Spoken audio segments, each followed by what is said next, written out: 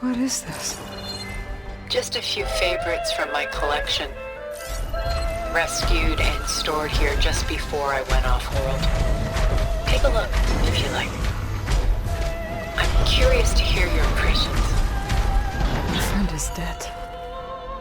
Beta and Gaia are gone, and you want me to look at old paintings? Don't be so quick to dismiss the comfort we can find in art, or the insight we might gain.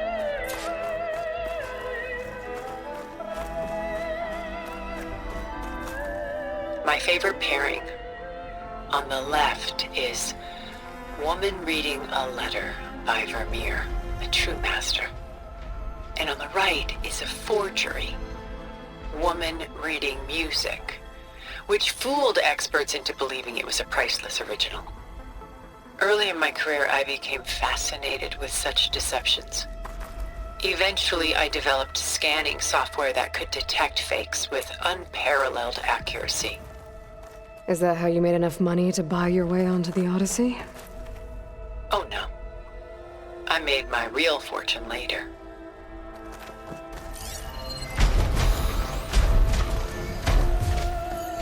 Selene and Endymion. She's the goddess of the moon, whereas he's a simple shepherd. Beside her is the god of love, Cupid. So she's sneaking up on him? More like visiting him in secret.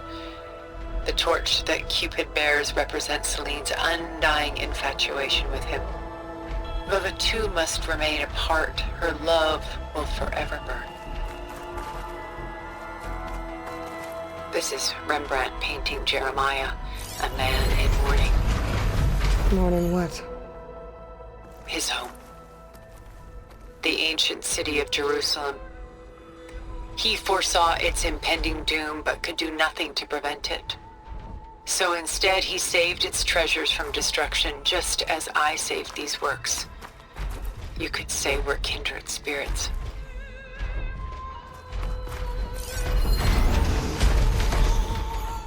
A portrait of the painter, Rembrandt's son Titus, depicted in the habit of a monk. I don't get it. Why would someone like you, with infinite resources, care about this painting of a boy in a hood?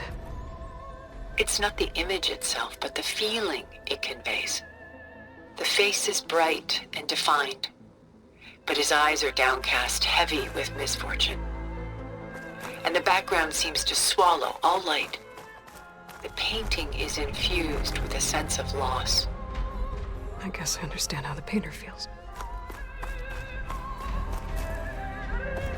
Rembrandt's The Night Watch, by far the most famous painting my homeland ever produced. It was commissioned to honor a militia made up of influential citizens. I guess you must have been an influential citizen? In my day. But not as influential as you've been in this new world.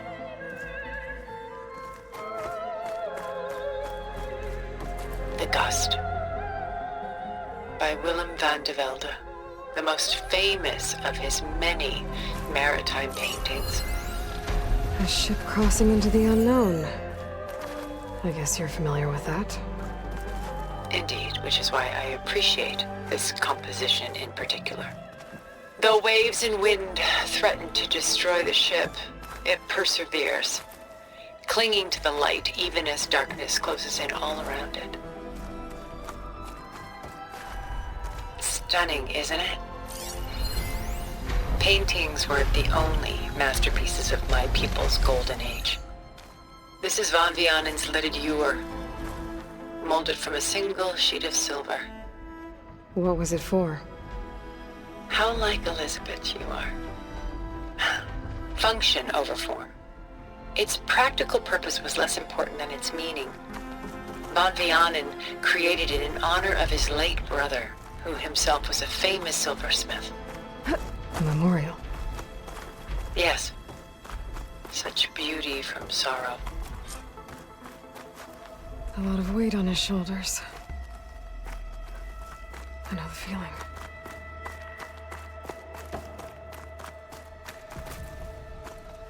pulling out her own hair.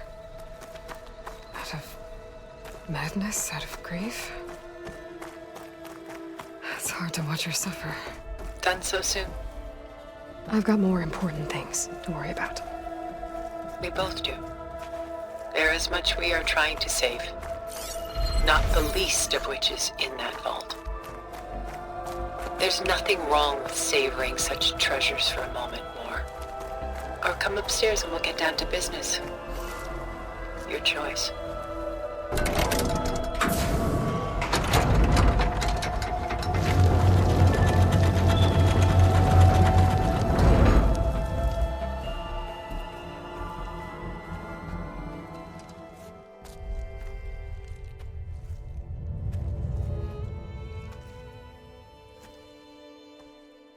There you are. Feeling better? How did you find us? At the cauldron? And what did you do to everyone right before I passed out? All business, I see. Well, suffice it to say we were keeping a very close eye on Hephaestus, knowing we would need it at some point. Your ruse didn't fool us, and as for my little trick, it was an overload of the senses, accompanied by an energy discharge. Gerard and Eric were only momentarily disoriented due to their shields, but it rendered you unconscious while I got you out. Perhaps some breakfast might steady you a bit?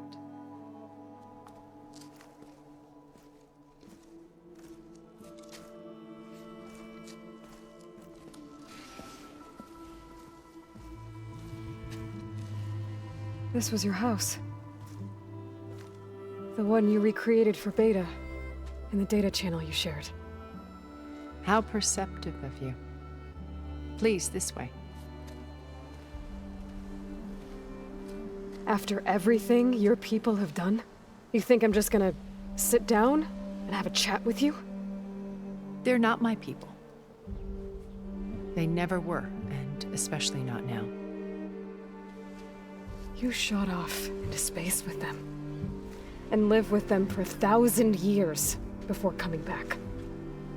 So what made you suddenly turn on them? Quite simply, this. My old focus. You repaired it? But that means you've seen.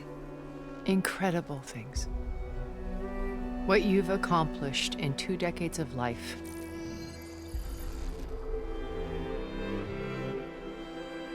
A 1,000 years at my back and I haven't even come close.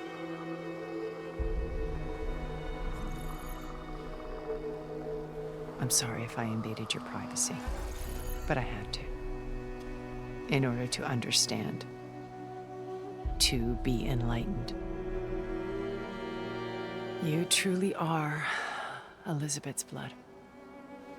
With her drive, her sense of mission, her integrity.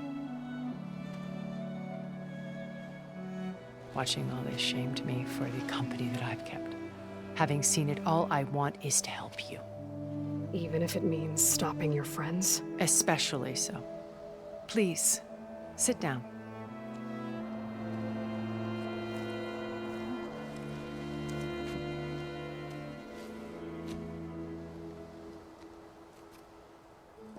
There. That's better. Now, we must recover Beta and Gaia at all costs. By now, you must know that Gerard intends to use Gaia to reboot the Earth's biosphere. Remaking this world to specifications that would only suit us immortals. This process will kill every living thing on the planet. He calls it a clean install. Not if I stop him first. Not if we do. And once he and the others are gone, we can work together to fulfill Elizabeth's dream. I'm sure Beta told you that there's a build of the Apollo database on board our ship. A complete collection of human knowledge. With that and Gaia, we could do everything Elizabeth wanted. Heal the biosphere, educate the people of this world, uplift them. create the world she imagined. Let's not get ahead of ourselves. From what I've seen, your friends are invincible. I do wish you would stop calling them my friends. And they're not invincible. In fact, a friend of yours has found a way to defeat them. Silence. Oh, he's been a busy bee, building an army powerful enough to crash through Gerard's precious base. Yeah. Regala and her rebels. Even now, she's preparing a final march on the Tenakth capital. When she wins, she'll have the entire tribe under her control. Hundreds of warriors and machines to throw at the base. She's been duped. They'll all perish, of course. But it should be enough to break Gerard's defenses and allow Silence to kill him. Along with all the others. Using the new weapon he's developed. Yes, he's found a way to circumvent our shields. Truly an exceptional man. He's planned for everything. Except you and me. You see, while his army is battering down Gerard's doors, you and I will sneak in through a back way. One that only I know about. While Silence and my friends are busy battling each other, we'll take back Beta and Gaia. I told you I want to help you. I mean it.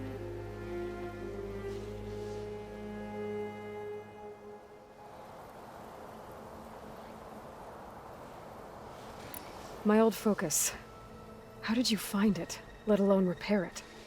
When we encountered you at the Hades Proving Lab, Gerard saw you as a redundancy. I knew better. You were a revelation. After your dramatic escape, bravo, by the way. Gerard and Eric assumed you were dead and gave up the hunt. I wasn't so sure. When the others were busy, I returned to the lab and searched for any trace of you. That's when I found this little treasure. Not easy to repair, but certainly worth the effort. As I watched your life unfold, you were like a splash of color on a worn canvas. What Liz was, and more. Did you show it to the others? Of course not. It was your actions that inspired me to defy them. It's worth noting that if I hadn't found it and watched its contents, I wouldn't have known to save you at the cauldron. You'd be dead. So I should be grateful? If you like.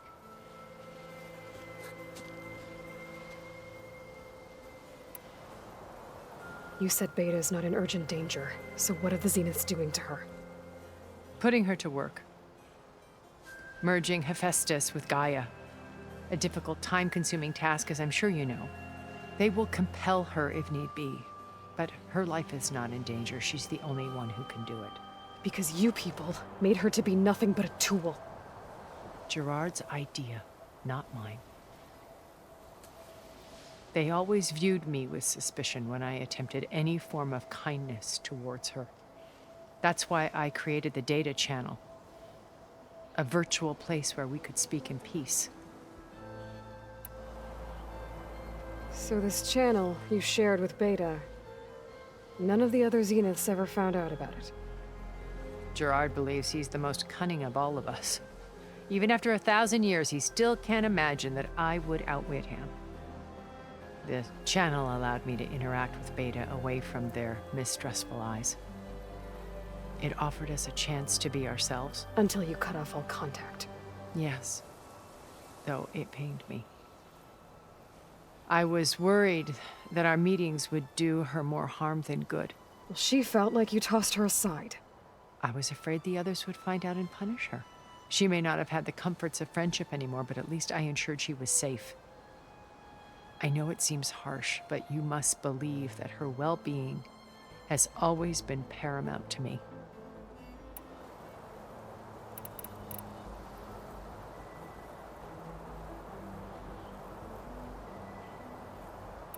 So you know all about me. What about you? What would you like to know? Well, start with your life on Earth. When I was 8, terrorists flooded my home city. Thousands drowned, my parents included. I was one of the few who survived. My guardian sent me to boarding school. Among my peers, I was the strange girl, the orphan to be avoided. All because of circumstances beyond my control. Oh. So we're a lot alike, huh? Aren't we? You were an outcast.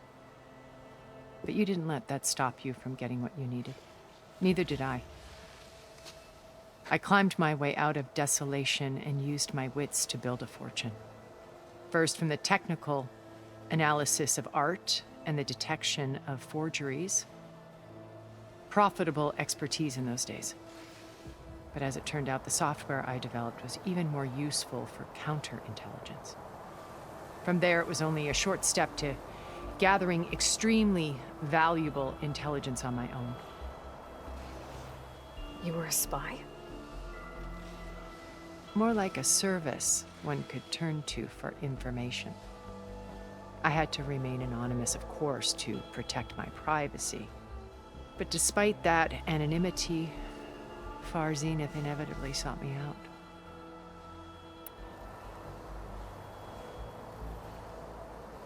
What happened when Far Zenith approached you? They painted an irresistible vision of humanity's future. One where we need not fear illness or death, where we explored the furthest reaches of the stars and thrived. It was only later that I realized that they only intended to bequeath this future to the rich and powerful. By the time I finally figured it out, the walls were closing in, Pharaoh's machines were devouring the earth. So I accepted Far Zenith's invitation to a berth on the Odyssey. I wanted Liz to come, but she had nobler plans, as you well know.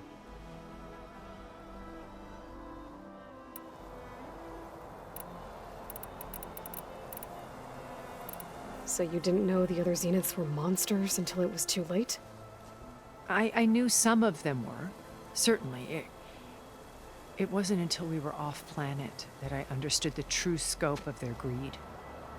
I was grateful to simply be alive, but the others became obsessed with a kind of effortless immortality. They built a colony where machines serviced their every need, where any memory or fantasy could be endlessly savored in virtual reality. It wasn't life.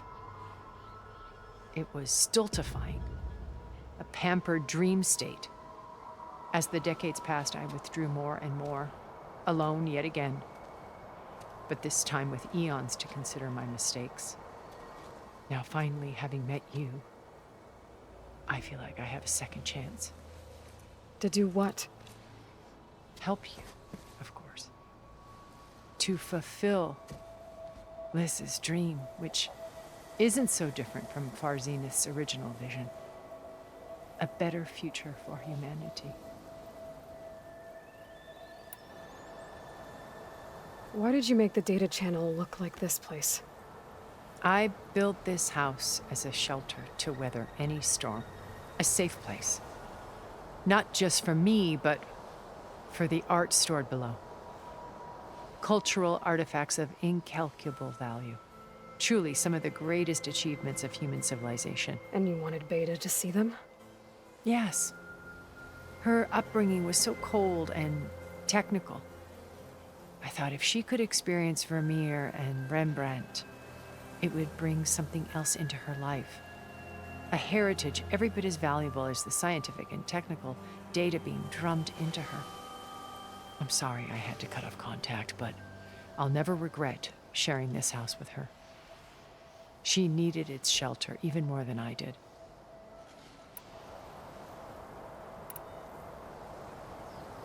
Beta told me your colony was destroyed. That you came back to Earth because you had nowhere else to go. It's true. After we reached our destination, a planet in the Sirius star system, we spent decades building a new home.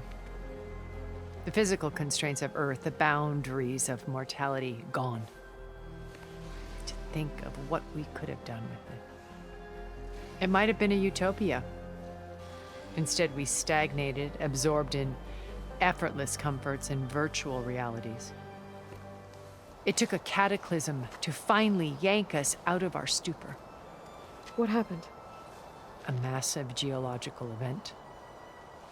We knew of instabilities in the planet core, but we underestimated them. By the time the collapse was upon us, it was too late to stop it.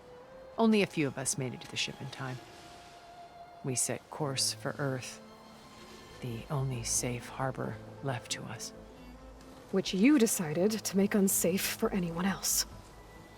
Not me. Gerard.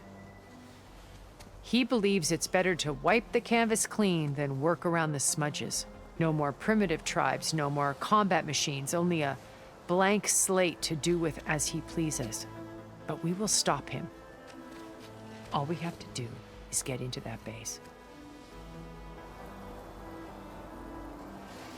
What exactly is your plan to sneak into the Zenith base? We will make use of a lesson I learned from an early age. Always know your exits. In this case, a place where Gerard's new construction meets the ancient foundation, a passage that only I can access. When Silence flings his army at the base, we will enter through this back door, bypassing most of the fighting.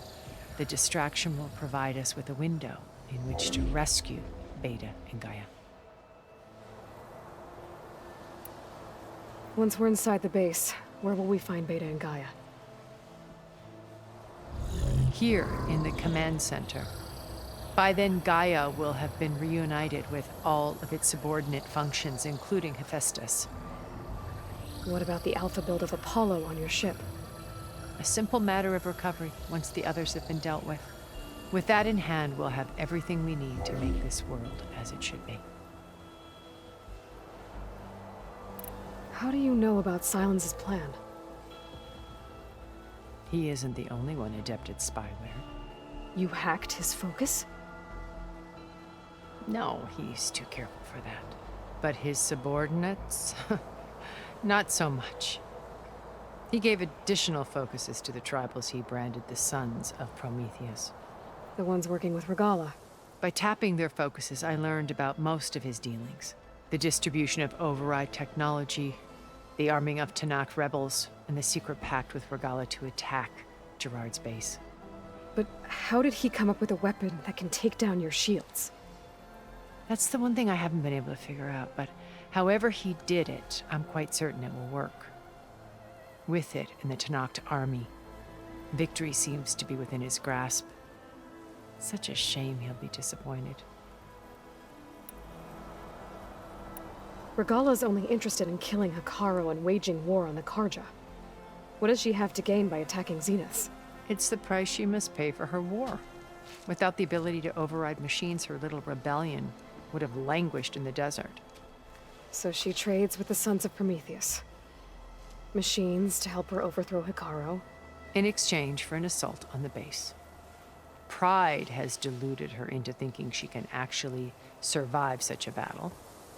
And all without ever knowing who the Sons of Prometheus really answer to. Yet for all of Silence's brilliance, still he underestimates you. That blind spot is what will allow us to take Beta and Gaia right out from under him. While hundreds of Tanakh are cut down outside. So you knew Elizabeth. What was she like? Liz was everything she was. I see in you. And more. Your ingenuity, your determination, your moral compass. You've managed to distill her greatest qualities and make them your own. I'm not asking about me. Tell me about Elizabeth. What was she really like? The honest answer is that I don't actually know. For all the time that I spent with her, she always kept a part of herself locked away. It was like that from the moment we met. So when you met Elizabeth, she was what? Distant? Aloof? Not aloof. Not exactly.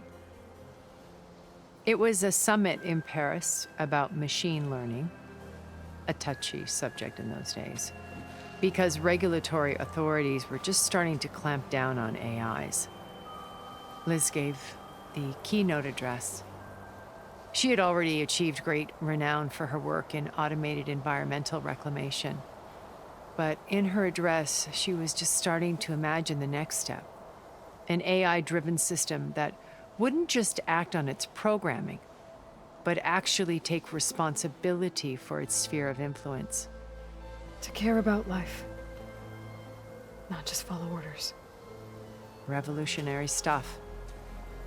I was fascinated, and I wanted to meet her for a long time. I watched her after her talk. She had spoken with such moral authority, such empathy. But after that, she retreated. I could tell she felt uncomfortable with all of her admirers. It was as if giving the talk had cost her something. I didn't want to be a pest, so I planned my approach carefully. So how did you finally approach Elizabeth after her talk? I picked the right moment. The morning of the next day, right as she came back to the conference, she had just had her coffee. She was fresh, rested. It was like she had braced herself for the onslaught of colleagues. I asked if I could walk with her, then put forth a question about her talk that I thought was intelligent. Her answer made me realize it wasn't, but she was very welcoming. Almost as if we were previously acquainted. It was only halfway through the conversation that I realized she knew exactly who I was. It was quite a shock to me. My business was trafficking in secrets, and I took great pains to protect my anonymity. So that was Liz, perpetually one step ahead. I came to view our meeting as a metaphor for our friendship. She always seemed to know me far better than I knew her. I guess I know the feeling.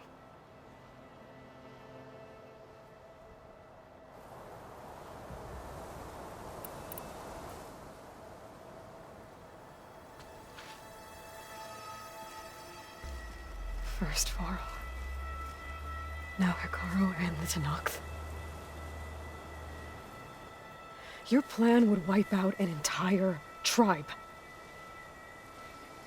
There has to be another way. We are in an admittedly desperate situation, but I assure you there isn't. Remember Zero Dawn. Elizabeth's sacrifice. Sometimes many have to die for a new world to grow. If it looks impossible, look deeper. Wait. The data channel. It still exists, doesn't it? I need you to open it. Let me talk to Beta. Impossible. We might be detected. It's worth the risk. There is another way, one where the Tenakth survive. But we won't. If the others... If you want to help, open it.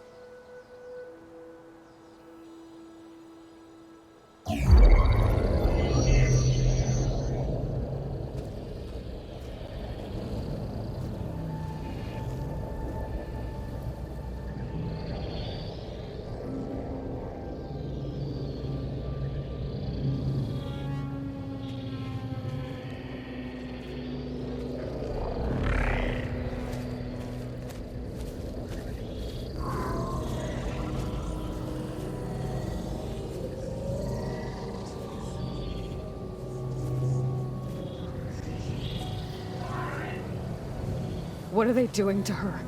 Virtual reality dissociation.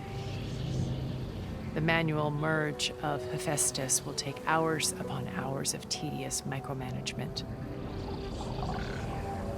If she resists the work, they run simulations to induce feelings of isolation and despair. Beta, can you hear me? You're alive. They're watching me. I can't hold up this extra projection for long. You should have killed me. No. No, look at me. I'm coming for you. I promise. Okay? I just need you to hold out a little while longer and work on the merge.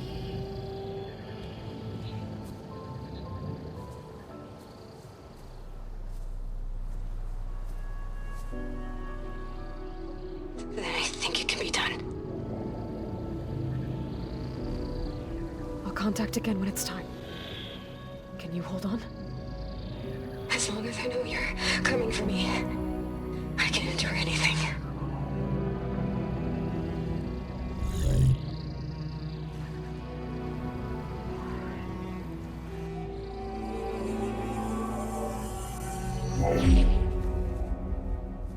All right. I did as you asked. Now I think you need to tell me what you're planning. I'm going to take Silent's army away. I don't need it. Only the weapon he made to penetrate your shields. And how do you propose to get it? Ask him nicely? Without Regala and her rebels, he won't have a choice. We'll be his only option. Only option for what? What did you tell her?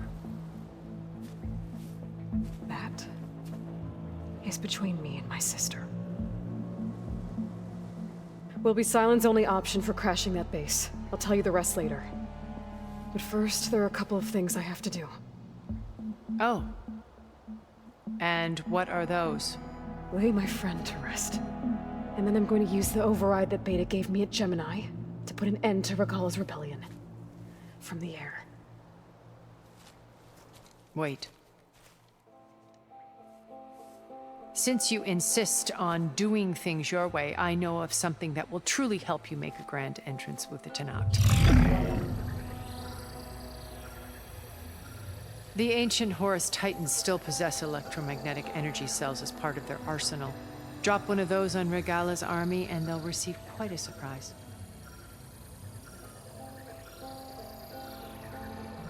So go, do what you must.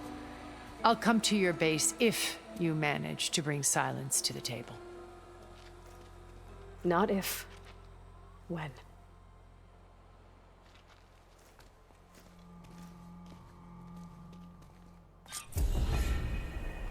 Erend, are you there? Aloy! Aloy, is that really you? Yeah, it's me. Where's everyone else? We're all... we're back at base. What happened? It might be easier to explain in person. I'll try to join you there when I can. Okay. We'll wait here for you. It's good to hear your voice, Aloy. Acid ammo will make this go quick.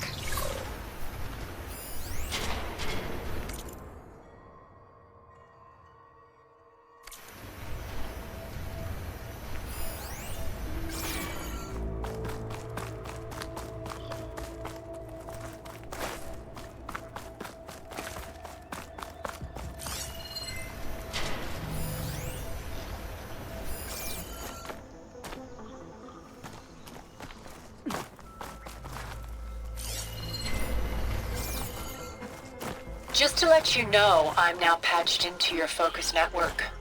Great. I take it the other Zeniths can't hear us?